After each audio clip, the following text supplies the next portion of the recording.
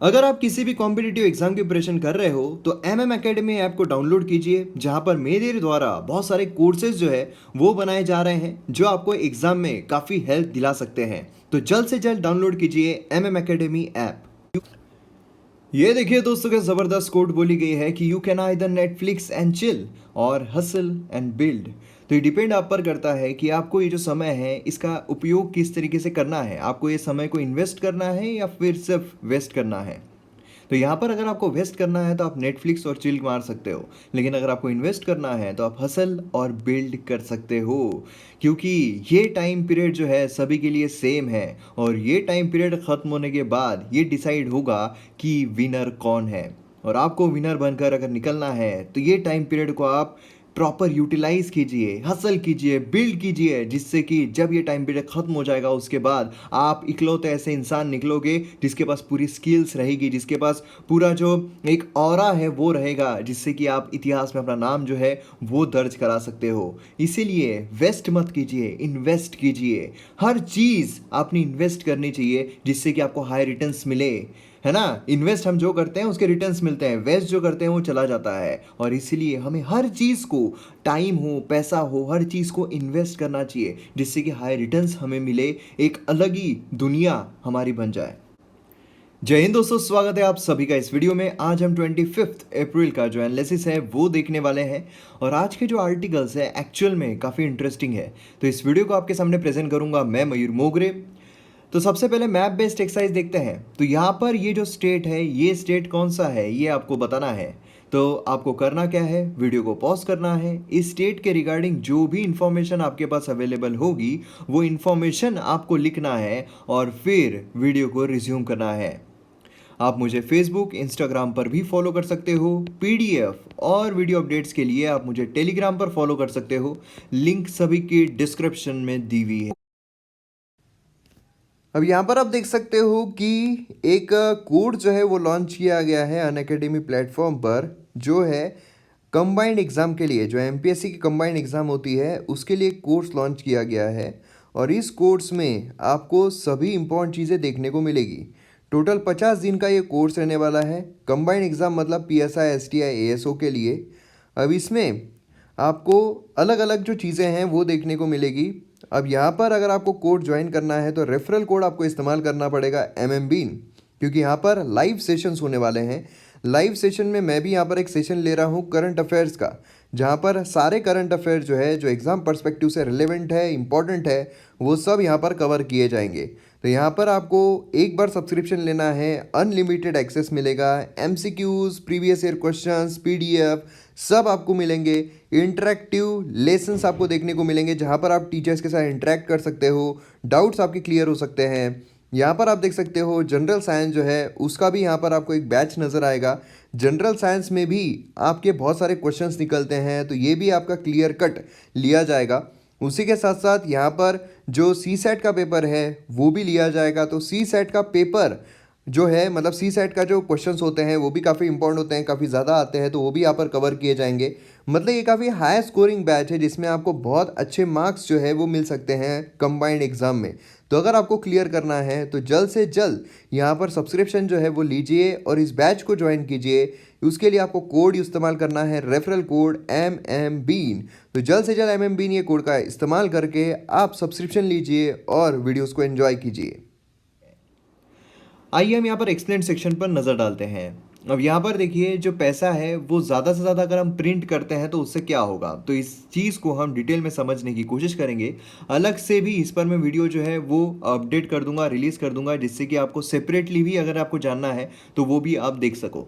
उसी के साथ साथ यहाँ पर उद्धव ठाकरे जो है उनका नॉमिनेशन यहाँ पर भेजा गया है काउंसिल के लिए। अब देखिए, उद्धव ठाकरे साहब जो है वो महाराष्ट्र के चीफ मिनिस्टर है।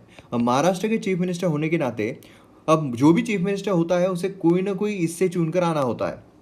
लेकिन जो उद्धव ठाकरे साहब है वो कहीं से भी कोई भी हाउस में अभी तक चुनकर नहीं गए हैं। अब ज़्यादा ज़्यादा टाइम पीरियड 6 महीने का रह सकता है, तो अब 6 महीने का जो कार्यकाल है वो भी खत्म होने पर आ रहा है और इलेक्शंस अभी नहीं करवा सकते हैं कोरोना वायरस की वजह से। तो ऐसे सिनारियो में यहाँ पर कौन सा ऑप्शन उनके पास बचता है अपनी गद्दी को संभालने के लिए, तो यही हम यहाँ पर डिस्कस करने की कोशिश करेंगे। अब देखिए ये जो यहाँ पर हमें देखने को मिल रहा है, तो इस पर मैं सेपरेट वीडियो जो है आपके लिए लेकर आऊँगा, क्योंकि अच्छे तरीके से कॉम्प्रिहेंसिव तरीके से पूरा जो केस है मुझे वहाँ पर आपको एक्सप्लेन करना है। अब यहाँ पर एडिटोरियल पेज और आइडियाज पेज अगर हम देखते हैं तो उसमें ये वाला जो आर्टिकल है, ये वाला आर्टिकल इंपॉर्टेंट है। अब देखिए काफ़ी रिपीट ही है, क्योंकि अगर आप देखोगे तो पेंडेमिक जो है उसकी वजह से जो फाइनेंशियल प्रॉब्लम्स है, उसी के साथ साथ जो लाइवलीहुड के प्रॉब्लम्स आ रहे हैं, तो इसके बारे में हमने बहुत सारे आर्टिकल्स देखे हुए हैं। लेकिन इसमें कुछ सोल्यूशन ओरिएंटेड जो है बात की गई है, प्रायोरिटी ओरिएंटेड बात की गई है, तो इस पर भी हम नज़र डालेंगे, क्योंकि सरकार जो है धीरे धीरे लॉकडाउन को कम कर रही है। उसी के साथ साथ बाकी जो आर्टिकल्स है वो सभी इसी के बारे में बात कर रहे हैं, कोरोना वायरस के बारे में ही बात कर रहे हैं। तो यहाँ पर सबसे पहले तो हम जो फ्रंट पेज है, मतलब थर्ड पेज जो है, उस पर हमें देखने को मिलता है कि जो चीफ मिनिस्टर है वो यहाँ पर रिकवर्ड जो लोग हो चुके हैं जो कोरोना वायरस से, उसे जो रिकवर हो चुके हैं, उन्हें प्लाज्मा डोनेट करने के लिए कह रहे हैं। अब ये बेसिकली प्लाज्मा डोनेशन क्या है, इससे क्या हेल्प हो सकती है, क्यों ये डोनेट करने के लिए कह रहे हैं, ये सब कुछ मैंने इस वीडियो में एक्सप्लेन किया हुआ है। तो अगर आपने ये वीडियो नहीं देखा है तो ज़रूर देखिए, क्योंकि इसमें किस तरीके से जो रिकवर्ड लोग हैं उनके खून से एंटीडोट बनाया जा सकता है, जो हमने क्रिश मूवी में देखा था उसके बारे में बात की गई है। अब ये जो प्लाज्मा है ये आने के काफ़ी दिनों पहले, मतलब एकदम स्टार्टिंग में ही मैंने ये वीडियो बना दिया था। इसके बाद काफ़ी सारे वीडियोस आपको यूट्यूब पर देखने को मिलेंगे, लेकिन काफ़ी पहले एकदम स्टार्टिंग में ही आप बोल सकते हो, तभी मैंने यहाँ पर ये जो वीडियो है ये बना दिया था। और काफ़ी लोगों को ये झूठ भी लग रहा था, जब मैंने वीडियो डाला था उस टाइम पर काफ़ी लोगों को ये झूठ भी लग रहा था, कमेंट सेक्शन में बोल भी रहे थे कि ये जो है कैसे हो सकता है, फिर ये अभी तक क्यों नहीं हुआ है। लेकिन अब इंडिया में ये हो रहा है। तो यहाँ पर आपको जो भी चीज़ें हैं, जो भी इंपॉर्टेंट चीज़ें हैं, वो सब यहाँ पर देखने को मिल जाएगी। अब यहाँ पर कोरोना वायरस के जो केसेस है उस पर नज़र डाल लेते हैं। तो यहाँ पर ग्लोब में अगर आप देखोगे तो काफ़ी केसेस देखने को मिल रहे हैं, डेथ जो है वो भी काफ़ी ज़्यादा बढ़ गई है। उसी के साथ साथ यहाँ पर कोरोना वायरस केसेस इंडिया में देखते हैं तो वो भी काफ़ी ज़्यादा हो गए हैं, डेथ भी यहाँ पर काफ़ी ज़्यादा देखने को मिल रही है। और रिकवर्ड लोग जो है 5,500 के आसपास हमें देखने को मिल रहे हैं। महाराष्ट्र में खासकर बहुत ज़्यादा केसेस जो है इंक्रीज़ हो रहे हैं, और महाराष्ट्र में भी, मुंबई में अगर देखा जाए तो काफ़ी ज़्यादा केसेस हमें देखने को मिल रहे हैं। तो इस तरीके से पूरा सिनारियो हमें देखने को मिलता है। तो आइए यहाँ पर बात करते हैं कि अगर हम ज़्यादा से ज़्यादा पैसा जो है अगर वो प्रिंट करते हैं तो फिर यहाँ पर क्या हो सकता है, क्या यहाँ पर प्रॉब्लम्स फेस करने पड़ सकते हैं, और जो हेलीकॉप्टर मनी का कॉन्सेप्ट है वो भी हम यहाँ पर डिस्कस करने की कोशिश करते हैं। अब देखिए किसी भी कंट्री की इकोनॉमी को जज करने के लिए उसमें हमें कुछ फैक्टर्स देखने पड़ते हैं। अब उसमें सबसे पहला फैक्टर आता है कंजम्पशन, मतलब वहाँ पर जो लोग हैं वो कितना ज़्यादा कंज्यूम कर पा रहे हैं, कितना अच्छे तरीके से कंज्यूम कर रहे हैं। दूसरा है गवर्नमेंट एक्सपेंडिचर, मतलब जो सरकार है उस कंट्री में कितना खर्च कर रही है। तीसरा है इन्वेस्टमेंट, मतलब उस कंट्री में कितना निवेश आ रहा है। और चौथा है एक्सपोर्ट, मतलब उस कंट्री से दूसरे देश में कितना एक्सपोर्ट जा रहा है। अगर ये फैक्टर्स अच्छा परफॉर्म कर रहे हैं, इसका मतलब है उस कंट्री की जो इकोनॉमी है वो अच्छा परफॉर्म कर रही है। अब देखिए फॉर एग्जांपल यहाँ पर ये जो चीज़ें हैं किस तरीके से इंटरलिंक्ड है। अब एक कोई आम इंसान है, अब ये जो आम इंसान है इसके पास पैसा जो है बहुत ज़्यादा है, बस प्यार की कमी है। अब पैसा बहुत ज़्यादा होने के बाद ये क्या करेगा, पैसे को अपने पास ही रखेगा क्या, पैसे से पेट भरा जा सकता है क्या, नहीं। आपको जो अनाज है वो खरीदना पड़ेगा, उससे पेट भरा जाएगा। पैसे से जो मन है वो भरा जा सकता है क्या, नहीं। आपको आपको जो चीज़ें पसंद है वो खरीदनी पड़ेगी, तब आपका मन भरेगा। तो यहाँ पर पैसा जो है वो एक जरिया है। तो इसीलिए यहाँ पर किसी भी इंसान के पास अगर बहुत ज़्यादा पैसा है तो वो क्या करेगा, वो शॉप से जो चीज़ें उसे चाहिए वो खरीदेगा। अब जब शॉप से चीज़ें खरीदेगा तो बट ऑब्वियस है शॉप में जो चीज़ें आ रही है वो कोई ना कोई कंपनी, कोई ना कोई इंडस्ट्री, कोई ना कोई फैक्ट्री उसे बना रही है। अब ये जो फैक्ट्रीज है उन्हें यहाँ पर प्रॉफिट होगा। अब जब जो इंडस्ट्रीज़ है उन्हें प्रॉफिट होगा क्योंकि उनका जो माल है वो ज़्यादा बेचा जा रहा है, तो जो फैक्ट्रीज़ है, जो इंडस्ट्रीज़ है, वो उनके अंडर में जो काम करने वाले लोग हैं उनकी संख्या यहाँ पर बढ़ाएगी। अब यहाँ पर जब संख्या बढ़ेगी तो बट ऑब्वियस है कि इन्हें सैलरी जो है वो मिलेगी। सैलरी मिलेगी, इसका मतलब क्या है कि इन लोगों के पास भी पैसा आएगा। अब इन लोगों के पास और ज़्यादा पैसा आएगा, मतलब क्या है, ये और ज़्यादा कंज्यूम करेंगे, और ज़्यादा चीज़ें खरीदेंगे, और ज़्यादा चीज़ें खरीदने की वजह से और इंडस्ट्रीज़ को फ़ायदा होगा, और वो लोग ज़्यादा लोगों को रिक्रूट करेंगे, और ज़्यादा पैसा होगा, और ज़्यादा कंजम्पशन होगा। तो आप देख सकते हो किस तरीके से साइकिल जो है ये बनी हुई है। अब इमेजिन कीजिए कि यहाँ पर दूसरा एक हम सिनारियो देखते हैं, जहाँ पर ये जो एक आम इंसान है, इसके पास प्यार तो बहुत ज़्यादा था, पर पैसा गया तो प्यार भी गया। अब यहाँ पर जो आम इंसान है, इसके पास पैसा नहीं है। अब पैसा अगर नहीं है इसके पास, तो फिर क्या ये स्टोर में जाकर जो चीज़ें उसे चाहिए वो खरीद पाएगा? बिल्कुल नहीं, स्टोर से वो चीज़ें नहीं खरीद पाएगा। अब अगर स्टोर से वो चीज़ें नहीं खरीद पाता है, तो क्या जो इंडस्ट्रीज उन चीज़ों को बना रही है, जो फैक्ट्रीज उन चीज़ों को बना रही है, उन्हें प्रॉफिट होगा? उन्हें भी प्रॉफिट नहीं होगा। अब जब उन्हें प्रॉफिट नहीं होगा, तो क्या वो ज़्यादा लोगों को रिक्रूट करेंगे? बिल्कुल ही नहीं करेंगे। वो तो जो लोग रिक्रूटेड है उन्हें भी निकाल देंगे, है ना? तो यहाँ पर जो लोग हैं वो भी निकलना शुरू हो जाएंगे, ले ऑफ हो जाएगा। और जब ले ऑफ हो जाएगा तो इन लोगों के पास ज़्यादा पैसा आएगा क्या? नहीं आएगा, क्योंकि जब जॉब ही नहीं है तो सैलरी नहीं आएगी, सैलरी नहीं है तो पैसा नहीं होगा, पैसा ही नहीं होगा तो फिर सोचिए क्या ये कोई चीज़ खरीदने जाएंगे? नहीं जाएंगे। तो एक विशियस साइकिल जो है वो हमें देखने को मिलती है। और अगर हम इंडिया के पर्सपेक्टिव से देखें तो ये वाला जो सिनारियो है, ये वाला सिनारियो हमें जो कोरोना वायरस आया था उससे पहले ही देखने को मिल रहा था। मतलब आपने देखा होगा कि हमारे कंट्री में जीडीपी जो है वो कंटिन्यूसली नीचे जा रही थी। अब ये कंटिन्यूसली नीचे जाने का मतलब क्या है? स्लो डाउन हमारे देश में देखने को मिल रहा था। अब स्लो डाउन जब देखने को मिल रहा था, इसका कारण क्या था? कारण ये था कि हमारे देश में कंजम्पशन जो है वो नहीं हो पा रहा था। अब यहाँ पर आप देखिए, जो कोरोना वायरस है वो आने की वजह से इसमें और चार चांद लग गए। मतलब यहां पर क्या हुआ? कोरोना वायरस आने की वजह से जो शॉप्स है इस पर ताला लग गया, जो फैक्ट्रीज है उस पर ताला लग गया।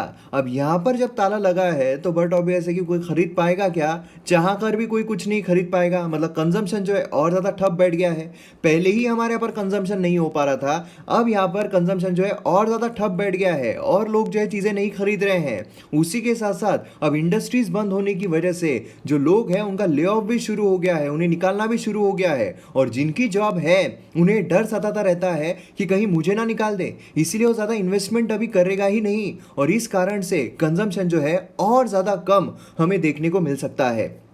मतलब क्या है? इनडायरेक्टली अगर देखा जाए तो यहाँ पर कंजम्पशन बोलिए, इन्वेस्टमेंट बोलिए, क्योंकि कंजम्पशन नहीं हो रहा है, फैक्ट्रीज को कोई प्रॉफिट नहीं हो रहा है, तो इन्वेस्टमेंट भी होगा क्या? नहीं होगा।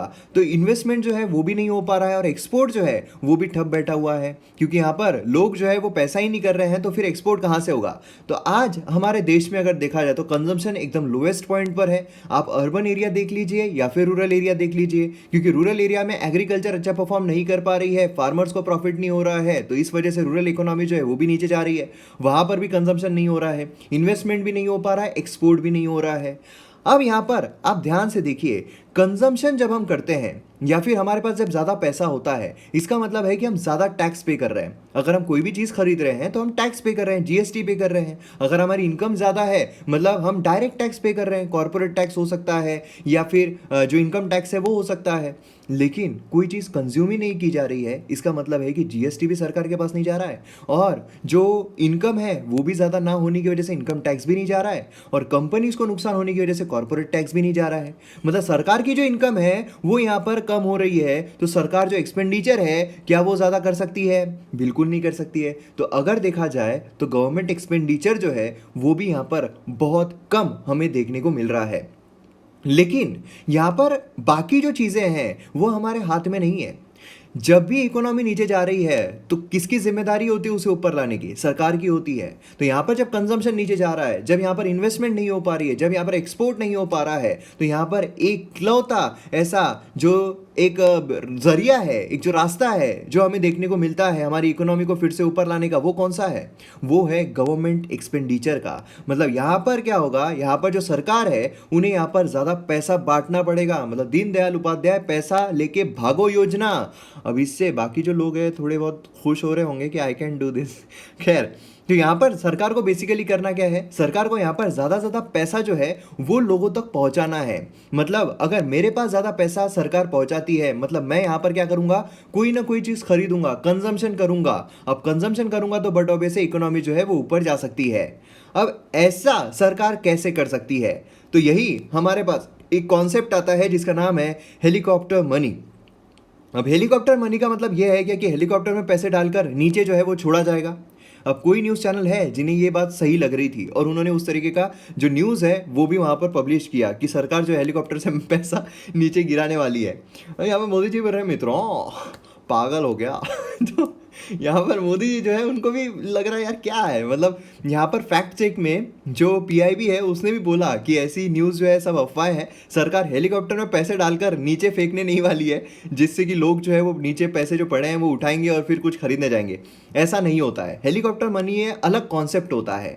अब देखिए ये कॉन्सेप्ट बेसिकली किस तरीके से हमें देखने को मिलता है। अब सरकार क्या कर सकती है, सरकार जो है दो चीज़ें कर सकती है जो एक्सपेंडिचर है उसे बढ़ाने के लिए, क्योंकि सरकार के पास इनकम तो आ नहीं रही है तो सरकार एक्सपेंडिचर कैसे बढ़ाएगी। पहली चीज़ तो ये हो सकती है कि सरकार जो है वो ज़्यादा बोरो करे, बहुत ज़्यादा उधार ले ले, कर्जा ले ले और फिर खर्च करे। लेकिन दूसरी चीज़ क्या कर सकती है सरकार, दूसरी चीज़ डायरेक्ट आरबीआई जो है उसके साथ यहाँ पर कनेक्शन बिल्डअप कर सकती है। मतलब किस तरीके से, अब देखिए जो सरकार है उनके पास बॉन्ड्स होते हैं, जो गवर्नमेंट बॉन्ड्स हम जिसे कहते हैं, गवर्नमेंट सिक्योरिटीज या हम जिसे कह सकते हैं। अब यहाँ पर जो सरकार है वो क्या करेगी, जो गवर्नमेंट सिक्योरिटीज है वो यहाँ पर आरबीआई के पास उधार रख लेगी कि भैया तुम ये जो गवर्नमेंट सिक्योरिटीज है वो रखो। अब गवर्नमेंट सिक्योरिटीज है, हम तुमको धोखा थोड़ी देंगे, तो गवर्नमेंट सिक्योरिटीज जो है तुम्हारे पास रखो। अब इसके बदले में आरबीआई से वो क्या चाहेगी, आरबीआई को कहेगी कि तुम यहाँ पर पैसा जो है वो प्रिंट करो, पैसा जो है वो छापो, पैसा तुम छापते रहो और जैसा जैसा तुम पैसा छापोगे वैसा वैसा हम यहाँ पर पैसा जो है वो देते रहो। अब यहाँ पर जो आरबीआई है वो पैसा छाप कर जो सरकार है उन्हें दे देगी, ये लो हमने इतना पैसा छापा है तुम रख लो। अब यहाँ पर जो सरकार के पास पैसा आया है, ये जो सरकार के पास पैसा आया है ये उधार का पैसा है क्या, नहीं है, उधार नहीं लिया है सरकार ने। यहाँ पर क्या किया, आरबीआई को ज़्यादा पैसा छापने को कहा है और फिर यहाँ पर सरकार को जो है पैसा मिला है। अब ये सरकार इन पैसों का क्या करेगी, बट ऑब्वियस है जो लोग हैं उन तक पहुँचाने की कोशिश करेगी। मतलब यहाँ पर जो गरीब लोग हैं उनके अकाउंट में यहाँ पर पैसे जो है डाले जाएंगे, जैसे कि हमने देखा है गरीब कल्याण योजना के तहत 500 रुपए जितने भी पैसे जो है वो सरकार की तरफ से डाले जा रहे हैं। अब ये जब बैंक अकाउंट में पैसे डाले जाएंगे तो मतलब क्या है, लोगों के हाथ में पैसा आएगा, लोगों के हाथ में पैसा आएगा तो ज़्यादा इन्वेस्ट करेंगे, खर्च करेंगे, खर्च करेंगे तो क्या होगा, हमारी इकोनॉमी जो है वो ऊपर जाएगी। इसे ही हम कहते हैं direct monetization of government deficit. तो ये भी जो टर्म है ये आपको ध्यान में रखना है, direct monetization of government deficit. तो अब आपको समझ में आ गया किस तरीके से यहाँ पर हेलीकॉप्टर मनी जो है वो काम करता है, कि यहाँ पर गवर्नमेंट सिक्योरिटीज और मोस्ट ऑफ द टाइम क्या होता है कि यहाँ पर आरबीआई के पास जो गवर्नमेंट सिक्योरिटीज दी गई है, यहाँ पर आरबीआई के पास जो गवर्नमेंट सिक्योरिटीज आई है ये उसे डिस्ट्रॉय भी कर देते हैं। मतलब अब यहाँ पर गवर्नमेंट सिक्योरिटी डिस्ट्रॉय होने की वजह से क्या होगा कि जो गवर्नमेंट है अब उन्हें जो आरबीआई उन्हें पैसा ये लौटाना नहीं पड़ेगा, ब्याज दर तो छोड़िए लेकिन अब आरबीआई को पैसा गवर्नमेंट को देना नहीं पड़ेगा। मतलब ये जो पैसा है पूरा गवर्नमेंट का हो जाता है, गवर्नमेंट का ये पैसा पूरा होने की वजह से अब वो पूरी तरीके से जो लोग हैं उन पर खर्च कर सकती है, लोगों के अकाउंट में जो पैसा है वो डाल सकती है और लोग भी ये बोल सकते हैं कि पैसा ही पैसा होगा और फिर इसके साथ जो लोग हैं वो खर्च कर सकते हैं और फिर कंजम्पशन इंक्रीज होने की वजह से हमारी ओवरऑल इकोनॉमी जो है वो बढ़ सकती है। तो अब यहाँ पर सरकार ऐसा क्यों नहीं करती है, हर बार क्यों नहीं करती। हम देखते हैं कि बहुत सारी कंट्रीज़ है जिसमें ऐसा बिल्कुल नहीं होता है, जो गवर्नमेंट है पैसा नहीं प्रिंट करती है ज़्यादा और फिर ज़्यादा लोगों के अकाउंट में नहीं डालती है। तो लोग सब अमीर हो जाएंगे ना, सभी के अकाउंट में 1-1 करोड़ रुपए अगर सरकार डाल दे सब करोड़पति बन जाएंगे। लेकिन वो सिर्फ बोलने के लिए करोड़पति बनेंगे, क्या एक्चुअल में वैल्यू उसकी करोड़ की रहेगी, ये यहाँ पर हम समझने की कोशिश करते हैं। अब देखिए फॉर एग्जांपल यहाँ पर सरकार ने लोगों के अकाउंट में पैसा डाल दी तो यहाँ पर लोग जो है वो तो बहुत ज़्यादा अमीर हो गए। अब यहाँ पर सभी के अकाउंट में अगर डाल देती है तो यहाँ पर सभी क्या होंगे, सभी के पास बहुत ज़्यादा पैसा आ जाएगा और लोग अमीर हो जाएंगे। अब फॉर एग्जांपल यहाँ पर सोचिए कि पहले क्या था, पहले जब यहाँ पर सिर्फ एक ही इंसान के पास इतना पैसा था तो ये जो गाड़ी है, ये जो कार है वो खरीद पा रहा था। अब कार की वैल्यू थी 1 करोड़ रुपए, ठीक है, कार की वैल्यू थी 1 करोड़ रुपए। अब यहाँ पर क्या हुआ कि जो लोग हैं उनके पास ज़्यादा पैसा आ गया, सभी के अकाउंट में 1-1 करोड़ रुपए डाल दिया गया। अब इससे क्या हुआ, इससे लोग जो है बहुत ज़्यादा अमीर हो गए। अब इससे क्या हुआ, इससे ये जो कार है इसकी डिमांड बढ़ गई, क्योंकि अब पहले जो एक ही इंसान ले रहा था अब यहाँ पर 3 लोग जो है वो ये कार खरीदने के पीछे लग गए हैं। अब जब यहाँ पर कार खरीदने के पीछे लग गए इसका मतलब क्या हुआ, इसका मतलब डिमांड जो है कार की वो बढ़ गई। अब डिमांड बढ़ गई, सप्लाई बढ़ा क्या, नहीं, सप्लाई उतना ही है, मतलब एक ही कार अवेलेबल है। अब ऐसे सिनारियो में जब डिमांड बहुत ज़्यादा बढ़ जाती है तो उसकी वैल्यू, उसकी प्राइस जो है वो बढ़ जाती है। अब जब यहाँ पर प्राइस बढ़ जाएगी मतलब क्या है, 1 करोड़ की जगह अब ये 2 करोड़ की हो जाएगी। अब जब 2 करोड़ की हो जाएगी तो फिर से यहाँ पर क्या होगा, ये जो नीचे के 2 लोग हैं खरीद पाएंगे क्या, नहीं, ये अपने आप एलिमिनेट हो जाएंगे और वो जो इंसान था वही सिर्फ खरीद पाएगा क्योंकि उसी के पास 2 करोड़ रुपए है। तो मतलब क्या है, मतलब जो परचेसिंग पावर है, अगर हम बहुत सारे लोगों के अकाउंट में पैसा डाल भी देते हैं लेकिन फिर भी परचेसिंग पावर में कोई फर्क पड़ेगा क्या? नहीं फर्क पड़ेगा। जितने लोग पहले जो चीज़ खरीद पा रहे थे उतने ही लोग वही चीज़ खरीद पाएंगे, क्योंकि उसके जो दाम है वो बढ़ जाएंगे। मतलब इनडायरेक्टली क्या है, इनडायरेक्टली इन्फ्लेशन जो है वो यहाँ पर बढ़ जाएगा, महंगाई जो है वो बढ़ जाएगी। महंगाई बढ़ जाएगी तो फिर से जो परचेसिंग पावर है वो उतनी ही रहेगी। मतलब एक लेवल प्लेइंग फील्ड जो है वो बन जाएगी। आज किसी के भी अकाउंट में अगर 0 रुपीज़ है, उसके बाद अगर सरकार 15 लाख रुपए सभी के अकाउंट में डाल देती है, मतलब वो जो 15 लाख रुपए वो जीरो के ही बराबर है, क्योंकि सभी के अकाउंट में उतने पैसे हैं। तो वो एक लेवल प्लेइंग फील्ड जो है बन जाती है, मतलब कि सभी का अकाउंट एक्चुअल में जीरो ही देखने को मिलेगा। तो इस तरीके से हमें देखने को मिलता है, और इसीलिए सरकार जो है वो ज़्यादा पैसा प्रिंट करके लोगों के अकाउंट में नहीं डालती है, कि भले ही लोग यहाँ पर करोड़पति बन जाए लेकिन फिर भी यहाँ पर उनकी जो परचेसिंग पावर है वो करोड़ तक की नहीं बन सकती है। मतलब अगर हर किसी के अकाउंट में 15-15 लाख रुपए डाल दिए जाए, हो सकता है कि ब्रेड के पैकेट जो है वो 3-3, 4-4 लाख रुपए में बिके जाए, है ना। आज हमें 3-3, 4-4 लाख की वैल्यू उतनी नजर आती है इसलिए, लेकिन अगर इन्फ्लेशन बहुत ज़्यादा बढ़ गया तो फिर उसकी जो वैल्यू है वो हमें बहुत ही कम नजर आएगी। अगर आप देखोगे तो जिम्बाब्वे जो है वहां पर ऐसा सीन हमें देखने को मिला था। जिम्बाब्वे में हाइपर इन्फ्लेशन चला गया था, मतलब यहां पर लोगों के लिए नाइटमेयर बन गया था। लोग वहां पर ट्रिलियनियर हो रहे थे। मतलब सोचिए आप, लोग वहां पर करोड़पति अरबपति हो रहे थे, लेकिन एक्चुअल में वो एक ब्रेड का पैकेट भी नहीं खरीद पा रहे थे, क्योंकि ब्रेड के पैकेट की कीमत भी इतनी ज्यादा थी। ग्रीस में लोगों ने जो पैसा है वो तो जलाना शुरू कर दिया था। मतलब जो पेपर होता है ना, पेपर, हमारा सादा पेपर जो हम खरीदते हैं, उसकी वैल्यू ज्यादा थी करेंसी नोट के कंपैरिजन। तो इसीलिए जब उन्हें कोई आग जलानी थी तो पेपर, जो आज हम पेपर जलाते हैं, वो करेंसी नोट जला रहे थे, कि वह पेपर ज्यादा महंगा है करेंसी नोट से, तो करेंसी नोट जो है वही जलाओ और यहाँ पर आग जो है वो पैदा करो। इस तरीके से हमें देखने को मिल रहा था। तो ये इसके ड्रॉबैक्स हमें देखने को मिलते हैं जब भी जो करेंसी है वो अगर सरकार छापना शुरू कर दे और लोगों में बांटना शुरू कर दे। इसीलिए यहाँ पर जब सरकार जो पैसा प्रिंट करेगी, एट प्रेजेंट अगर सरकार को प्रिंट करने की जरूरत भी पड़ती है, तो सरकार को ये ध्यान रखना पड़ेगा कि ये जो पैसा वो प्रिंट कर रही है वो ज़्यादा ना हो जाए, जिससे कि जो इन्फ्लेशन है वो बहुत तेज़ी से ना बढ़ जाए। थोड़ा बहुत इन्फ्लेशन रहना ज़रूरी भी है, लेकिन अगर इन्फ्लेशन बहुत तेज़ी से बढ़ जाता है तो फिर हमारे लिए प्रॉब्लम जो है वो हो सकती है। तो आज भी जो सरकार के पास ऑप्शन अवेलेबल है पैसा प्रिंट करके लोगों के अकाउंट में जमा करने का, तो इसको भी सरकार ने सतर्कता से यहां पर लेना चाहिए। तो आइए अब यहाँ पर हम उद्धव ठाकरे साहब जो उनका नॉमिनेशन जो यहाँ पर काउंसिल में भेजा गया है, तो क्या यहाँ पर इश्यूज हो सकते हैं, गवर्नर जो इनका क्या रोल है, ये सारी चीज़ें हम यहाँ पर समझने की, देखने की कोशिश करते हैं। अब देखिए यहाँ पर बेसिकली हुआ क्या था, थोड़ा हम बैकग्राउंड में जाते हैं और जो इलेक्शंस हुए थे उसे थोड़ा बहुत समझने की कोशिश करते हैं। अब देखिए, जब 2019 में जो महाराष्ट्र असेंबली उसके इलेक्शंस हुए थे, उस टाइम पर बीजेपी और शिवसेना जो है ये प्री अलायंस में थी। मतलब इलेक्शन होने के पहले ही अलायंस में आ चुकी थी कि वह हम यहाँ पर साथ में मिलकर सरकार बनाएंगे।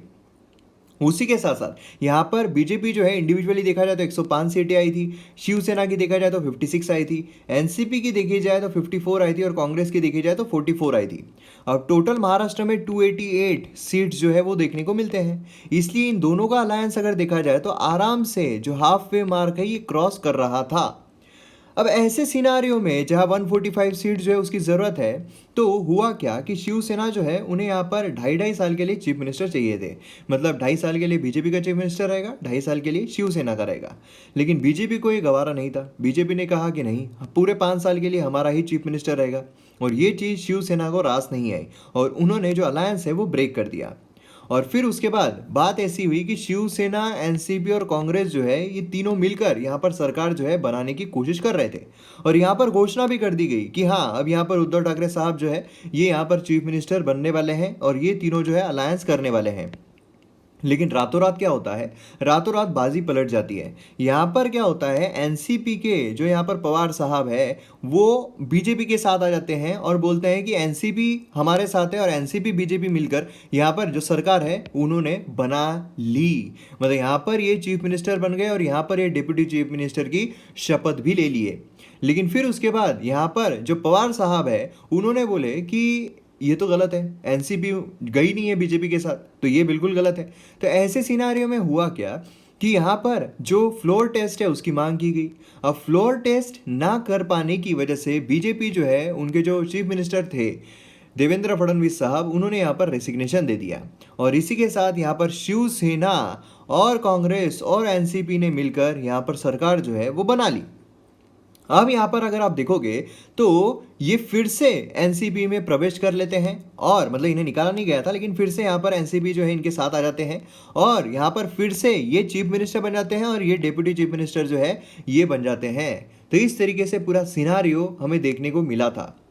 अब यहाँ पर प्रॉब्लम क्या हुआ, यहाँ पर जब उद्धव ठाकरे साहब जो उन्हें चीफ मिनिस्टर बनाया गया तो उद्धव ठाकरे साहब जो है ये किसी भी हाउस के मेंबर नहीं थे। अब जो भी चीफ मिनिस्टर रहता है, जो भी मिनिस्टर रहता है, उसे किसी ना किसी हाउस का मेंबर रहना ज़रूरी है ना। तो ऐसे सिनारियो में यहाँ पर अगर आप देखोगे तो किसी भी हाउस के मेंबर नहीं है। तो क्या ये पॉसिबल है? तो जी हाँ, ये पॉसिबल होता है। किसी को भी आप मिनिस्टर बना सकते हो, लेकिन मैक्सिमम वो 6 मंथ्स के लिए ही मिनिस्टर रह सकता है। 6 मंथ्स के अंदर अंदर उसे किसी ना किसी हाउस का मेंबर जो है वो बनना होता है। अब महाराष्ट्र में अगर आप देखोगे तो लेजिस्लेटिव असेंबली और लेजिस्लेटिव काउंसिल दोनों हमें देखने को मिलते हैं। अब यहाँ पर लेजिस्लेटिव असेंबली, लेजिस्लेटिव काउंसिल कौन कौन से स्टेट्स में है, तो उसके लिए मैंने आपको एक शॉर्ट ट्रिक बताई थी, तू भी मजा कर।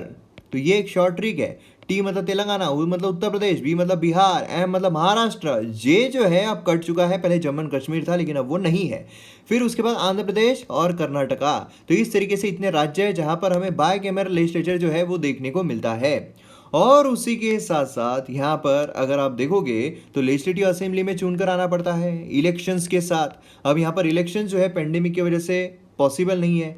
तो लेजिस्लेटिव काउंसिल में यहाँ पर जो गवर्नर है वो कुछ मेंबर्स को नॉमिनेट करते हैं, कुछ मेंबर्स को नॉमिनेट करते हैं। तो अब यहाँ पर हुआ क्या है कि इनके पास यही एक ऑप्शन जो है वो बचा हुआ देखने को मिल रहा है। अब आपको बताना यह है कमेंट सेक्शन में कि कितने लोग नॉमिनेट किए जा सकते हैं, नंबर ऑफ लोग जो नॉमिनेट किए जा सकते हैं। ठीक है, अब इसमें अगर आप देखोगे तो अलग अलग फील्ड्स होती है जिसके थ्रू यहाँ पर नॉमिनेशन जो है वो किए जा सकते हैं। अब ये हमें आर्टिकल 171 जो है उसका अगर सब क्लॉज 5 देखे तो हमें देखने को मिलता है कि जो गवर्नर है उनके पास पावर होती है कि जिन्हें स्पेशल नॉलेज हो लिटरेचर में, साइंस में, आर्ट में, कोऑपरेटिव मूवमेंट में या फिर सोशल सर्विस में, तो ये यहाँ पर नॉमिनेट किए जा सकते हैं। अब देखिए रिसेंटली अगर देखा जाए तो हमारे जो राष्ट्रपति है उन्होंने जो चीफ जस्टिस है राजन गोगोई, जो एक्स चीफ जस्टिस है, उन्हें यहाँ पर नॉमिनेट किया था राज्यसभा में, है ना। तो अब उसी के साथ साथ यहाँ पर अगर आप देखोगे तो सोशल सर्विस, ये जो पॉलिटिशियन है वो सोशल सर्विस के जरिए नॉमिनेट जो है वो किए जा सकते हैं। उसके अलावा यहाँ पर जो उद्धव ठाकरे साहब है वाइल्ड लाइफ फोटोग्राफर भी रहे हैं, तो इसलिए यहाँ पर क्या है उनके पास एक एक्स्ट्रा एडवांटेज भी आ जाता है। अब गवर्नर की अगर हम माने तो गवर्नर जो है उन्हें एड एंड एडवाइस पर काम करना पड़ता है काउंसिल ऑफ मिनिस्टर के। जो काउंसिल ऑफ मिनिस्टर रहेंगे उनके एड एंड एडवाइस पर ही यहाँ पर काम जो है वो करना होता है। अब यहाँ पर जो गवर्नर है क्या वो बाध्य है? अब देखिए बहुत सारी चीज़ों में बाध्य होते हैं, लेकिन गवर्नर के पास खुद का डिस्क्रिशनरी पावर जो है वो भी होता है, खुद का डिस्क्रिशनरी पावर होता है। मतलब यहाँ पर जो 163 आर्टिकल है हमारे संविधान का, आर्टिकल 163, उसमें तो ये बोला गया है कि जो काउंसिल ऑफ मिनिस्टर है उनके रिकमेंडेशन पर ही गवर्नर को काम करना पड़ेगा, एक्सेप्ट कॉन्स्टिट्यूशन में कुछ ऐसी चीज़ें दी गई है जिसके तहत वो खुद के डिस्क्रिशन पे भी काम कर सकते हैं। और यही चीज़ से आता है कि अब यहाँ पर क्या होगा। अब देखिए अगर आप यहाँ पर देखोगे तो कॉन्स्टिट्यूशन जो है उसने स्पेसिफाई किया हुआ है, स्पेसिफिकली यहाँ पर मेंशन किया हुआ है कि गवर्नर जो है अपने डिस्क्रिशन पर एक्ट कर सकते हैं। अगर हम आर्टिकल 239 देखते हैं, अगर हम आर्टिकल 371 देखते हैं जो कि स्पेशल प्रोविजन दिया गया है महाराष्ट्र और गुजरात से लेकर, 371A, B, ये जो है ना जो पूरे चल रहे हैं नागालैंड से लेकर तो अरुणाचल प्रदेश तक, आंध्र प्रदेश, सब कुछ उसमें इंक्लूड होता है, 6 शेड्यूल जो उसमें इंक्लूड होता है। तो इसके तहत क्या है गवर्नर जो है खुद के डिस्क्रिशन में भी एक्ट कर सकते हैं। तो अब यहां पर सोचिए कि अगर ऐसा हो कि गवर्नर यहां पर इन्हें नॉमिनेट जो है वो ना करे तो क्या होगा? तो यहाँ पर इलेक्शन हो नहीं सकते हैं। फिर ऐसा होगा कि इन्हें यहाँ पर रेसिग्नेशन देना पड़ेगा, किसी और को यहाँ पर सब्स्टिट्यूट के तौर पर चीफ मिनिस्टर बनाना पड़ेगा, और फिर उसके बाद क्या होगा, फिर वो रेसिग्नेशन देके फिर से यहाँ पर उद्धव ठाकरे साहब जो है बन सकते हैं, कुछ दिन की गैप पीरियड देके, फिर और ये 6 महीने के लिए रहेंगे। ये एक ऐसा हो सकता है, या फिर उद्धव ठाकरे साहब जो है वो यहाँ पर रेसिग्नेशन देकर कोई और जो है यहाँ पर बन सकता है और कंटिन्यू वो रह सकता है, ऐसा भी हो सकता है। तो अब यहाँ पर देखना होगा कि बेसिकली होता क्या है, लेकिन मोस्ट प्रोबेबली यहाँ पर गवर्नर जो है यहाँ पर उन्हें नॉमिनेशन जो है वो दे देंगे, नॉमिनेट जो है वो कर लेंगे, और फिर एक बार वो नॉमिनेट हो जाते हैं तो फिर पूरे 5 साल के लिए वो यहाँ पर चीफ मिनिस्टर जो है बने रह सकते हैं, या फिर जब तक मेजोरिटी वो यहाँ पर रख रहे हैं तब तक वो चीफ मिनिस्टर बने रहेंगे। तो इस तरीके का पूरा सिनारियो जो है हमें यहाँ पर देखने को मिलता है। आइए नेक्स्ट इसमें चलते हैं, लॉकडाउन जो है with in the human phase. अब देखिए इस तरीके के आर्टिकल्स हमने डिस्कस किए हुए हैं, लेकिन फिर भी थोड़ा और अच्छी तरीके से यहाँ पर हम कुछ सॉल्यूशन ओरिएंटेड जो है बात करते हैं, जो कि खासियत है इंडियन एक्सप्रेस की। अब यहाँ पर पॉलिसी मेकर जो है उन्होंने यहाँ पर लाइवलीहुड जो है उस पर भी ध्यान देना चाहिए, मतलब लाइव्स और लाइवलीहुड इसके बीच में यहाँ पर जो एक थिन लाइन है उस पर सरकार ने जो है वो ध्यान देना बहुत ज़रूरी है। गवर्नमेंट ने यहाँ पर डिसाइड किया कि 19 और दिनों के लिए लॉकडाउन जो है उसे एक्सटेंड किया जाएगा। अब ये जो लॉकडाउन है यहाँ पर लिमिटेड इकोनॉमिक एक्टिविटीज़ होने वाली है, जिससे कि जो टेम्प्रेरी वर्कर्स है, डेली वेज अर्नर्स है, वो एम्प्लॉयमेंट से बाहर चले गए हैं। इसमें हमें माइग्रेंट लेबर जो है वो भी देखने को मिलते हैं।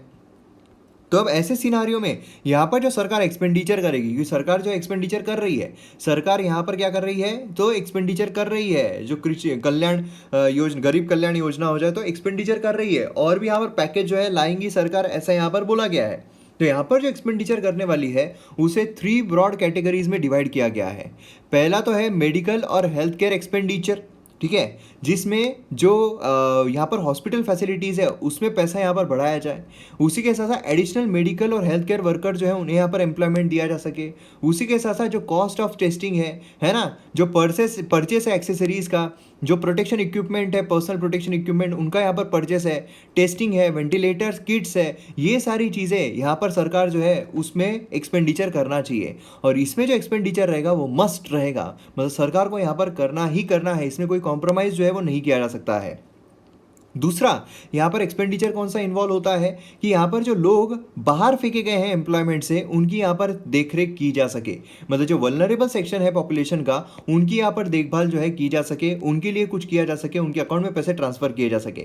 और तीसरा है स्टिमुलेशन एक्सपेंडिचर, जिसमें इकोनॉमी को रिस्टार्ट करने की बात की जा रही है, मतलब इकोनॉमी जो है अभी बंद पड़ी हुई है, ठप पड़ी हुई है, तो इसे रिस्टार्ट भी करना होगा। और यहाँ पर अगर रिस्टार्ट करते हैं तो अगर हम एक पॉजिटिव नोट पर देखें तो ऐसा बोला जा रहा है कि लॉकडाउन की वजह से जो हमारी इकोनॉमी और ठप बैठी हुई है, लॉकडाउन की वजह से कंजम्पशन नहीं हो रहा है, मतलब जिसे कुछ खरीदना है, जिसे अगर कोई ऑडी खरीदनी है, मर्सिडीज खरीदनी है, तो लॉकडाउन की वजह से नहीं खरीद पा रहा है। तो अगर ये लॉकडाउन खत्म हो जाता है तो लोग जो है वो परचेस करने के लिए जाएंगे, बाहर घूमने के लिए जाएंगे, टूरिज्म ये सब जो ठप बैठा हुआ है, लॉकडाउन खत्म होने के बाद लोग घूमने के लिए जाएंगे, वैकेशंस लेंगे, ये सारी चीज़ें करेंगे। तो इसका मतलब ये है कि ये लॉकडाउन की वजह से हमारी जो इकोनॉमी है वो ऐसी आई है, लेकिन लॉकडाउन खत्म हो जाएगा तो इकोनॉमी ऐसी जाएगी, मतलब वी कर्व जो है वो हमें देखने को मिलेगा। ऐसा जो कर्व आ रहा है सीधा ऐसा जाएगा, मतलब दो तीन कर्व होते हैं ना, एक तो कर्व ऐसा होता है कि ऐसा जा रहा है फिर ऐसा जा रहा है, मतलब यहाँ पर यू शेप बोलते हैं हम जिसे। फिर दूसरा कर्व होता है जो ऐसा जा रहा है फिर ऐसा ही रह रहा है, मतलब ऊपर आ ही नहीं रही है इकोनॉमी, लेकिन ये कर्व वी शेप्ड कर्व रहेगा ऐसा माना जा रहा है, जिससे कि इकोनॉमी जो है फटाफट ऊपर आ जाएगी। तो हमें यहाँ पर सरकार जो है ना एक्सपेंडिचर, यहाँ पर स्टिमुलस एक्सपेंडिचर करना पड़ेगा इकोनॉमी को फिर से रिस्टार्ट करने के लिए। अब यहाँ पर फोकस जो है गवर्नमेंट का 2 फोल्ड पर रहना चाहिए। एक तो यहाँ पर जो वायरस है उसे कंटेन करना है, वायरस को यहाँ पर कम करना है। उसी के साथ साथ यहाँ पर दूसरा क्या करना है कि जो गरीब लोग हैं उनके लिए यहाँ पर एक्शंस लेने हैं, माइग्रेंट वर्कर्स हैं उनके लिए यहाँ पर एक्शंस लेने हैं। उसी के साथ साथ जो रिस्ट्रिक्शंस है वो भी धीरे धीरे यहाँ पर रिमूव करते जाने हैं। तो इस तरीके से अगर सरकार ध्यान देगी तो यहाँ पर हमारी इकोनॉमी जो है वो आगे बढ़ सकती है। अब यहाँ पर फ्रंट पेज अगर हम देखते हैं तो सेंटर जो उन्होंने एडवाइजरी ईजिंग जो है वो यहाँ पर दिया है कि कुछ सिलेक्टेड शॉप्स जो है उसमें जो मतलब यहाँ पर हॉटस्पॉट में नहीं है उन्हें यहाँ पर छूट जो है दी जा सकती है। उसी के साथ साथ यहाँ पर अगर आप देखो गवर्नमेंट पैनल जो है उन्होंने नए कॉलेजेस जो सेशन स्टार्ट होने वाला है उसे यहाँ पर अब सितंबर तक ढकेलने की बात की है, मतलब एडवाइस दी है कि जुलाई में जो हम कर रहे थे अब यहाँ पर सितंबर तक ढकेल दिए जाए।